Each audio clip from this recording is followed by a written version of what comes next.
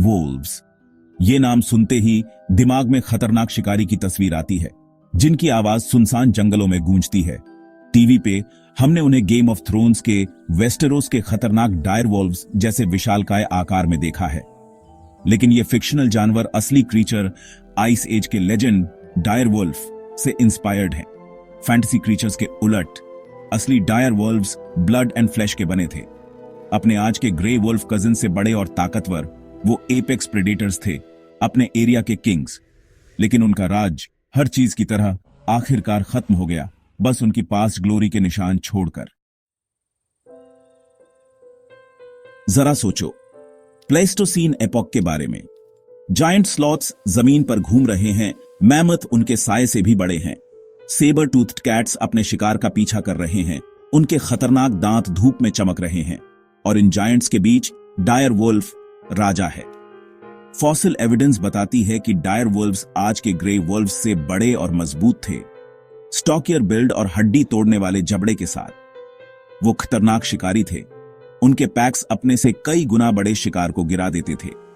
लेकिन लगभग 11,000 साल पहले प्लेस्टोसीन के एंड में ये मैग्निफिसेंट क्रीचर्स गायब हो गए।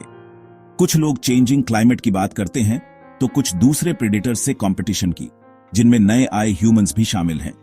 कारण चाहे जो भी हो, डायर वुल्फ, जो कभी अपने इकोसिस्टम में डोमिनेंट फोर्स था, अब चला गया। एक्सटिंक्ट क्रीचर्स को वापस लाने का आइडिया हमेशा से ह्यूमंस के इमेजिनेशन को एक्साइट करता रहा है, अक्सर साइंस फिक्शन तक सीमित। लेकिन रीसेंट ईयर्स में जेनेटिक्स और बायोटेक्नोलॉजी में एडवांसमेंट्स ने इस ड्रीम को रियलिटी बनाने के करीब ला दिया है। क्राइस्पियर टेक्नोलॉजी एक रेवोल्यूशनरी जीन एडिटिंग टूल, जिससे साइंटिस्ट डीएनए सीक्वेंसेस में प्रिसाइज चेंजेस कर सकते हैं। डायर वोल्व्स और उनके मॉडर्न रिलेटिव्स के जीनोम्स कंपेयर करके साइंटिस्ट की जेनेटिक डिफरेंसेस आइडेंटिफाई कर सकते हैं और ग्रे वुल्फ सेल्स के डीएनए को एडिट कर सकते हैं, ताकि वो एक्सटिंक्ट कजिन्स जैसा दिखे। एक हाई सिक्योरिटी रिसर्च फैसिलिटी में डायर वुल्फ की स्टोरी का एक नया चैप्टर लिखा जा रहा है। यहां जेनेटिसिस्ट्स और वेटेरिनेरियंस की निगरानी में 3 पियप्स खेल रहे हैं।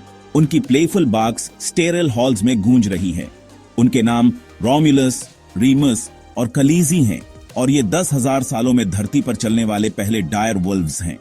ये पप्स अपने एंशिएंट एंसेस्टर्स की एग्जैक्ट कॉपी नहीं हैं, बल्कि डायर वुल्फ और ग्रे वुल्फ जीन्स का मिक्स हैं। हालांकि उनके पास अपने एक्सटिंक्ट एंसेस्टर्स की कई फिजिकल कैरेक्टरिस्टिक्स हैं, वो डी एक्सटिंक्शन की लिमिटेशंस भी दिखाते हैं।